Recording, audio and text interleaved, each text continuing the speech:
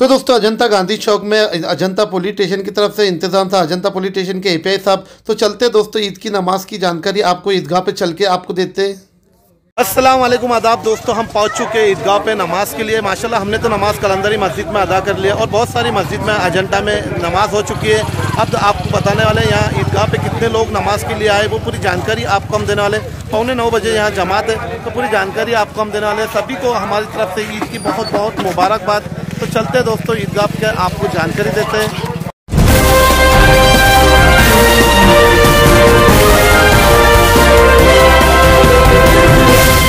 अगर आपने अभी तक हमारा चैनल सब्सक्राइब नहीं किया तो अभी सब्सक्राइब का जो इंतज़ाम है वज़ू आने वाले लोगों के लिए वज़ू का इंतज़ाम है। यहाँ देखिए सभी लोग वज़ू कर रहे हैं, बहुत अच्छी बात है यहाँ इंतज़ाम किए।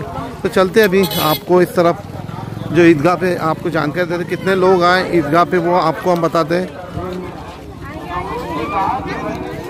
की नमाज अदा कर दी है, अदा हो गई हमारी ईद की नमाज। अब चलो आपको बताते हैं यहाँ की ईदगाह की पूरी नमाज की जानकारी आपको हम देने वाले ईद की। तो इस वीडियो को ज़्यादा से ज़्यादा अपने दोस्तों में भाइयों में आपने शेयर करना चाहिए। तमाम लोग यहाँ आ रहे हैं और रमज़ान की ईद पे यहाँ जो जगह नहीं पूरी थी, सभी लोगों ने बहुत खेतों में नमाज भी पढ़े थे। तो इस तरीके से मस्जिदों में भी बहुत सारी नमाजें हो गई मस्जिद में भी।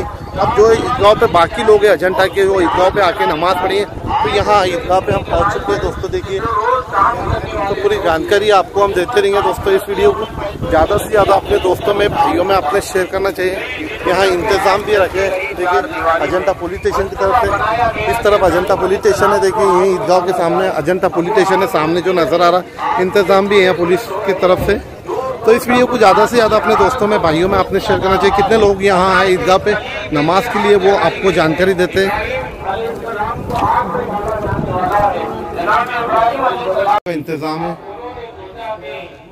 सभी लोग हैं वज़ू करके बैठे।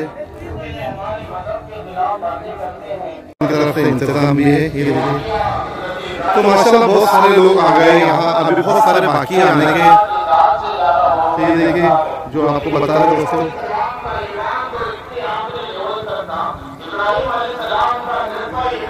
तो चलते हैं आगे की जानकारी आपको देते हैं।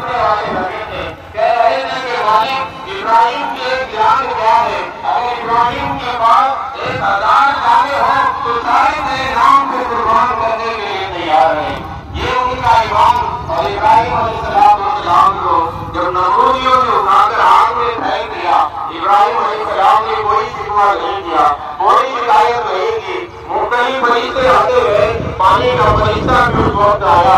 हज़रत मीकाईल अलैहिस्सलाम आए, कहा कि इब्राहिम अलैहिस्सलाम आप अल्लाह के खलील है, आप अल्लाह के दोस्त है, आप अल्लाह के चहीते हैं। अगर आप हुक्म दे तो बारिश नाजिल कर दो और अभी आग बुझ जाए। जनाब जिब्राइल अलैहिस्सलाम आए, कहा है अल्लाह के खलील अगर आप हुक्म दो तो मेरे पास 70,000 रुपए है, एक पर अगर इस आग पे मार दो तो सारी आग बुझ जाए और आप आग में जाने से बच जाए। लेकिन इब्राहिम अलैहिस्सलाम ने कहा कि तुम सारे वापस चले जाओ, मुझे तुम्हारी कोई जरूरत नहीं है।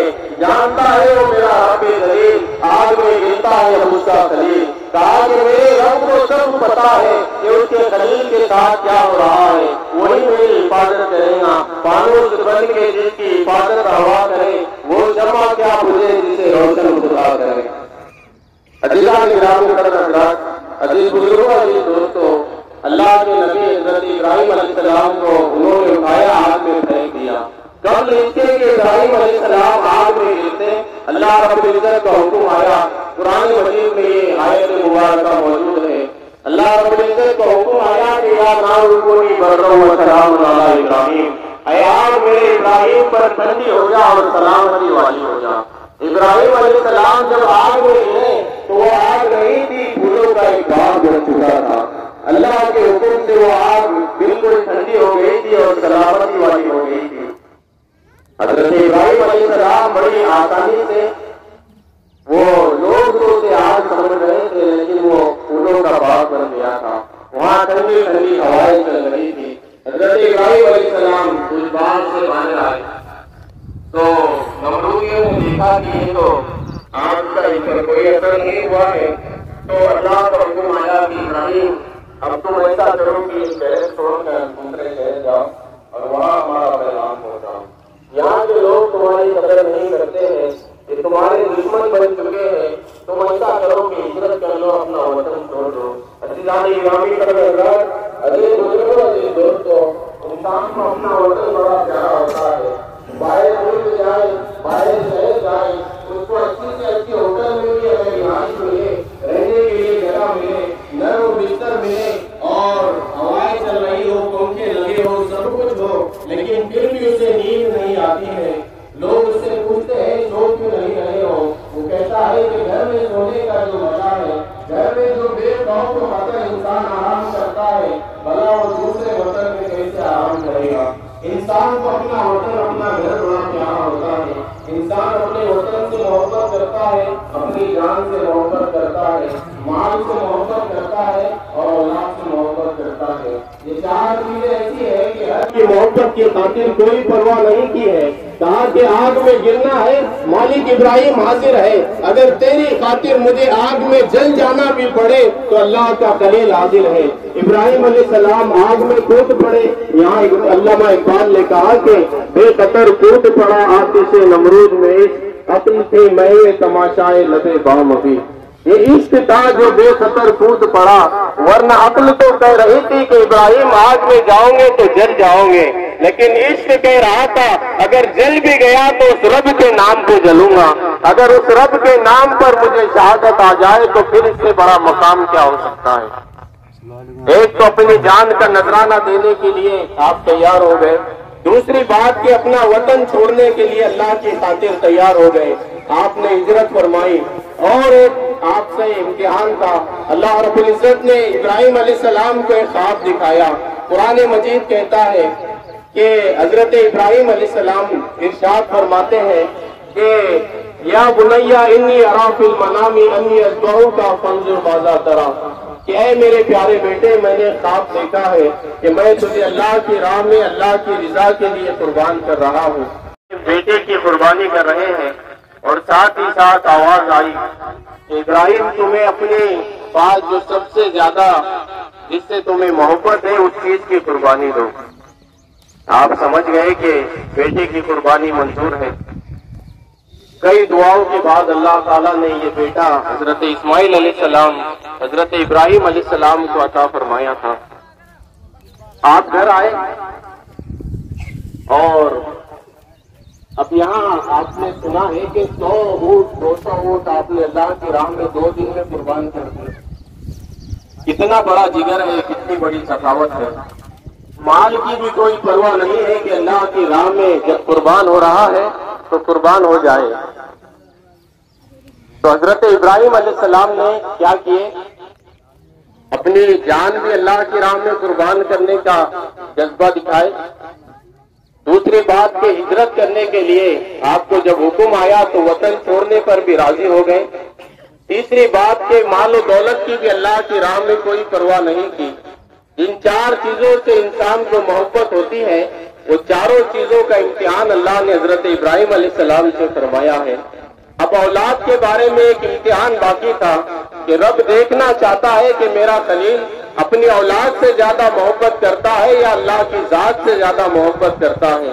अल्लाह ताला का हुक्म आया कि इब्राहिम उस बेटे को ज़ुबा करो हमारी राह में, जो कई दुआओं के बाद हमने तुम्हें दिया है, कई अरसे के बाद जो बेटा तुम्हें अता हुआ है। बेटा भी ऐसा वैसा नहीं था, उस बेटे के चेहरे पर नूरे मोहम्मदी के अनवार चमक रहे थे। बेटे का चेहरा ऐसा मासूम था कि देखने वाला देखता ही रह जाता।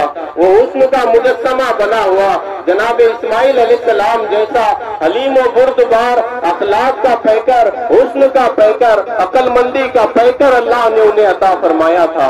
कहा कि इब्राहिम इसकी हमें कुर्बानी मंजूर है, अगर तुम ये हमारी राह में ज़ुबा करोगे तो हम राजी हो जाएंगे तुमसे। हम देखना चाहते हैं कि तुम बेटे से ज्यादा प्यार करते हो या फिर हमसे ज्यादा मोहब्बत करते हो। अरे यार, इब्राहिम अलैहिस्सलाम तो अल्लाह की राह में अपना सारा वजूद खत्म करने के लिए तैयार थे। अगर बंदगी का हुस्न सीखना है तो आओ इब्राहिम खलीलुल्लाह की दहलीज पर। अगर इबादत का हुस्न सीखना है तो आओ अल्लाह के खलील की दहलीज पर। अगर तुम्हें कोई अल्लाह से मोहब्बत का तरीका सीखना है, उसकी बारगाह में जानिसारी का तरीका सीखना है, तो ये दर्द हमें इब्राहिम खलीलुल्लाह की चौखट तुझसे मिलेगा। कहा कि मालिक ये एक इस्माइल क्या है, तेरी राह में अगर मेरे पास 1000 इस्माइल होते तो सारों को तेरी राह में कुर्बान कर देता। आपने फौरन उठे और घर गए, अपनी अहिया हजरत हाजरा सलामुल्लाह अलैहा से फरमाया कि मैं अपने इस बेटे को दोस्त की दावत पर ले जाना चाहता हूँ, इसे तैयार करो। हजरत हाजरा रजी अल्लाह ताला अन्हा ने अच्छी तरह से हजरत इस्माइल अलैहिस्सलाम को नहला धुला कर, नया लिबास पहनाकर, आंखों में सुरमा लगाए और सर में तेल लगा। तो ये दोस्तों पहला पार्ट अपलोड करें, उसके बाद में दूसरा पार्ट अपलोड करेंगे, उसके बाद में तीसरा भी पार्ट अपलोड करेंगे। पूरी जानकारी ईदगाह पे नमाज की आपको हम देने वाले, कहाँ लोगों ने पढ़े नमाज वो आपको बताने वाले, कितनी मस्जिदों में नमाज हुई वो भी आपको हम बताने वाले।